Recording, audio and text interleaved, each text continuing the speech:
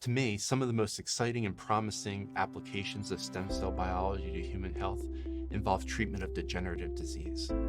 So, for some types of degenerative disease, there are complicated genetics involved, there are environmental factors that in some cases we don't understand, but ultimately it leads to the malfunction or loss of particular cell types.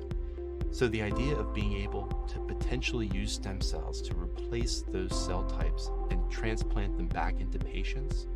to be able to ameliorate symptoms of the disease is something I'm quite excited about. To me, this topic is so important and relevant to healthcare professionals because patients hear about stem cell advances in the news, and they might have questions about whether certain advances are relevant for them. And so I feel this course could help